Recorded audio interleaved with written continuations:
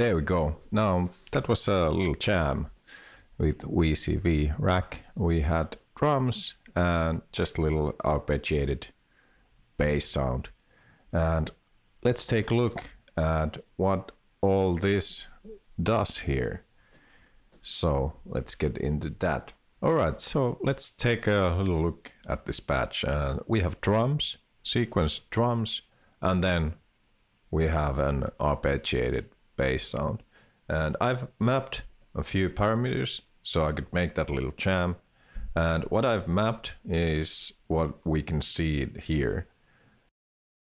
These yellow little squares show me where I have mapping going on. And I have mapped those parameters to my Novation controller. And we just have a couple of mappings. And for instance, my play button on the Novation, it's here. And when I press it, we can start hearing the drums playing. And we can see the hi-hat and the open hi-hat playing. And the kick drum and snare drum are actually playing too. But those are mapped, so the mute button on those are mapped. And what I map it with is this little thing. So this module you need, or you might want to use for the MIDI mapping. And now when I press my key here, I can get the snare sound. And then when I press this, I can get the bass drum. And then I can mute them. And if I press play again, it will stop the loop and it resets back to the beginning. So that's how I was able to, well, get the drums playing like that. And then let's hear the arpeggiated bass thing going on. So I need to press play again so the arpeggiator takes the clock information. And we'll get that into that in a little bit. But let's press play and then I can start.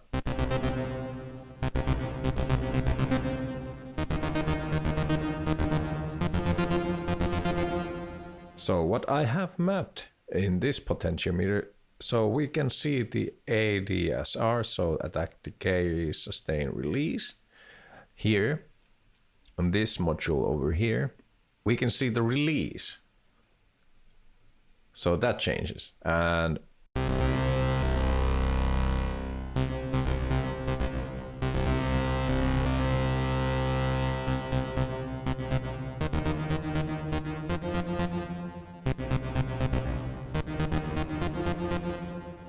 so I can change how long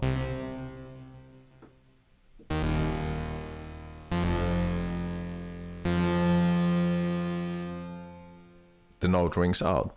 So that's what I did in the jam. And then we have some reverb, and that's in the mixer here. So it's as an aux. These two channels here, oh, these two actually, channel 6 and 7 are getting my bass sound, and they're a little pan to the left and right, so I wanted it a bit wider, so that's what I did. And then those are then sent to group 2 from here, and we can see the group 2 lighting up. And then we have the group 2 here, and I've automated the reverb that we have in aux A. So now I can change the amount of reverb with this knob here. And then I had a delay in aux C, which is here, and it's automated. Oh, goddamn, you can't actually. So let me move that up for a moment. So here we go. There we go. So those two here are automated, and that's the delay, and you can see it moving right there. So then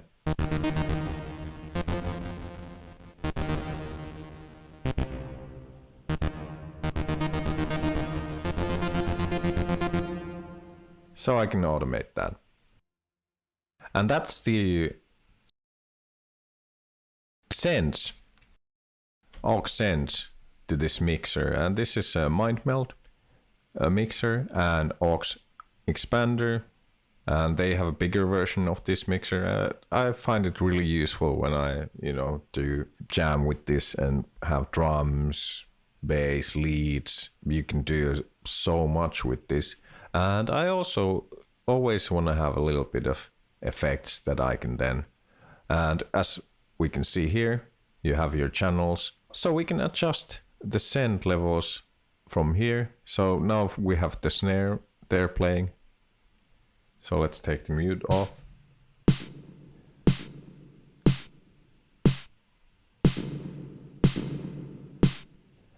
So we can hear when we send tweak this, that the level of reverb on the snare increases.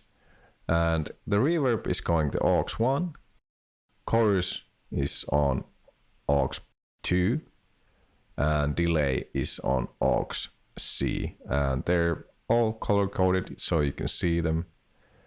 And this mixer is very handy, very handy. I like it. And these are actually Surge effects modules.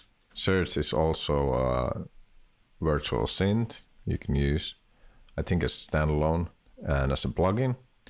I'll be covering that soon. It's a free one. So, and as we can hear by these units, a really good one. Then I got that going on with my bass sound. So let's see that first, how I did my bass sound. Let's see the signal pads. So I'll take these off here, all the extra, so to speak. And then I'll take these modules that I'm moving right now. These are what make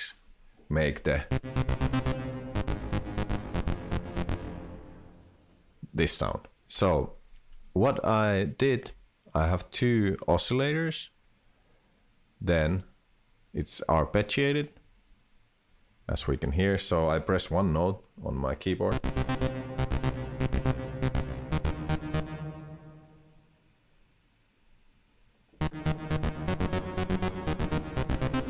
and I get that type of sound. Just keeps it playing. The MIDI to control voltage, that sends this data from here into my modules. We took the voltage pitch output, and yeah, it goes into the arpeggiator here. Then we take the gate, and that goes into the arpeggiator from here. Then I have a clock, and the clock is coming from this one. And all these, this is multiple, so there's many, as we can see, and you could set them to a different time. And that's why this is really cool. And it's an impromptu module, as we can see here. I think you can right click it and impromptu. So there you go. And we could set the,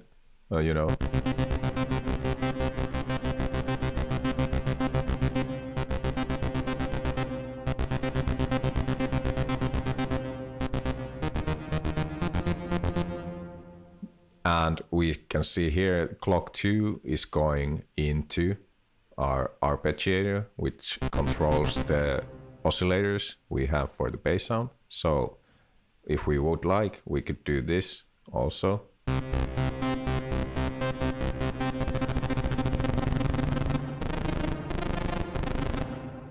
So you can mess with the ratio, one of my favorite clocks in here.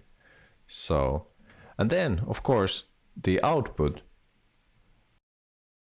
pitch output from the arpeggiator is then going to our oscillators, and from our oscillators we are going into the VCA mixer, and we're going to inputs 1 and 2, and then we have the gate output going to the ADSR, and the ADSR is sending the envelopes to channel control voltage input 1 and 2, and from this VCA mix we're going into the mild melt mixer, channels 6 and 7, as we can see.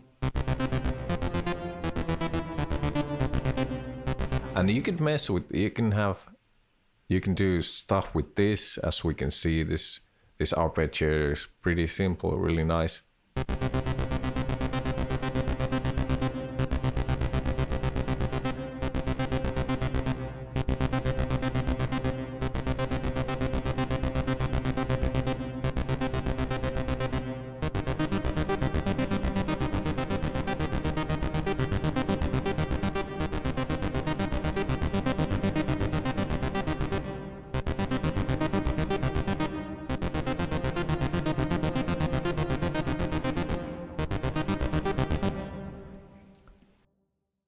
So that's it. That's our arpeggiator sound. Then, oh yeah, so this VDCC to CV. So I've mapped my play button, like I said. So I can stop the clock or run it. And now we can see our sequencer and everything's running. That's how I start the sequencer that controls the drums. Let's get to the drums next. And I'll just take the, I'll see if it helps. But let's turn the cable opacity down a little so we can see what's happening in here. So I got drum modules, auto fade modules, and let's take a look at the most basic ones. So the kick and snare.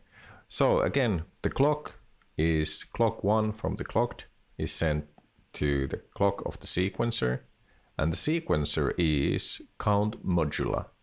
I use this often, it's a really nice one.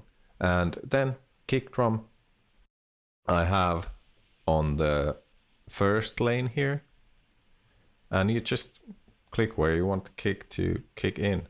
I also have the reset from the clocked. The run is going in the reset, so that way when it always plays from the start here. That's something I've done.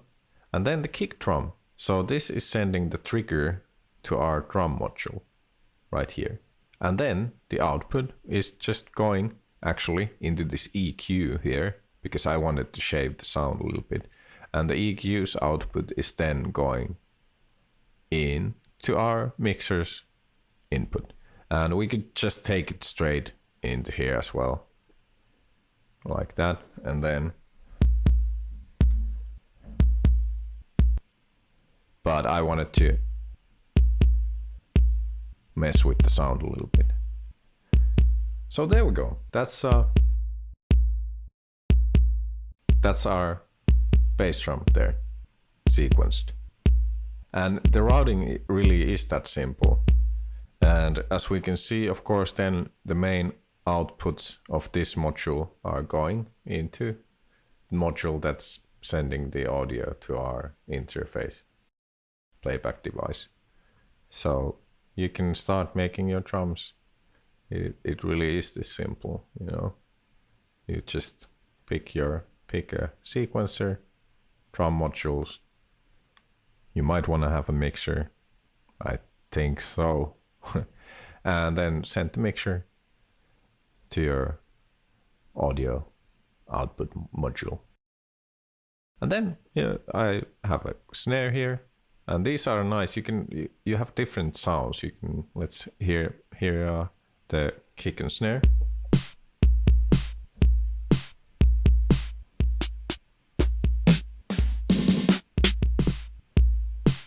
So you have different sound options on these, and some of them, one thing I've noticed, the level changes depending on the sample, so that's something you might want to keep in mind.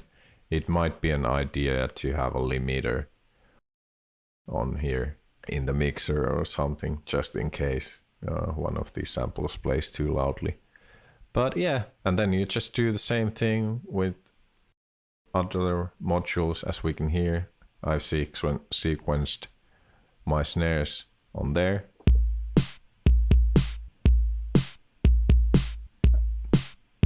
The trigger output is going to the trigger in of the snare.